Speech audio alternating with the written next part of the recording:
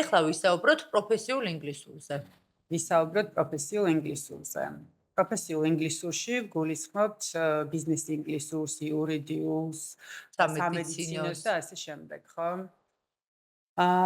სიმართლე რომ გითხრა, პროფესიული ინგლისური ზოგადად არის ძალიან დიდი მარკეტინგული ბიესი, იმიტომ რომ პირველ რიგში აუცილებელია ვისწავლოთ ზოგადი ინგლისური, ავიყვანოთ შესაბამის დონეზე და ნებისმიერ პროფესიაში, ანუ რა პროფესიითაც არ უნდა იყო, ერთ წიგნს მაინც თუ დაამუშავებ იმ შენი პროფესიით, მერე უკვე ლექსიკა მეორდება ყველაში აბსოლუტურად.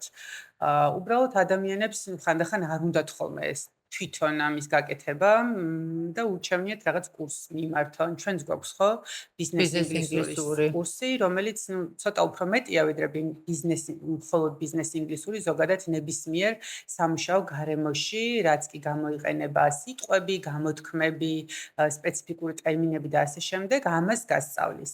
არაფერი ისეთი არ არის ეს პროფესიული ინგლისური, რომელიც თავიდან შეგიძლია დაიწყო, აი ადამიანებს თავიდანვე უნდათ ხოლმე ამის სწავლა.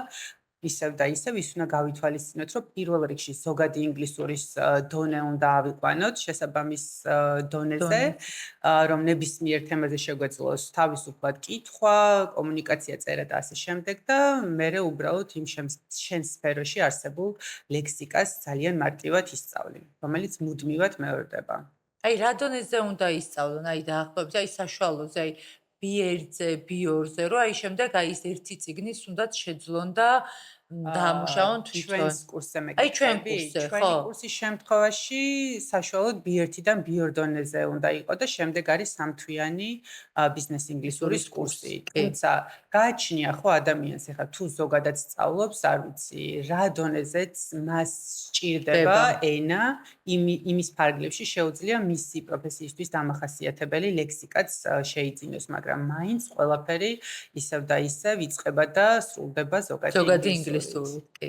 მადლობა ნინო.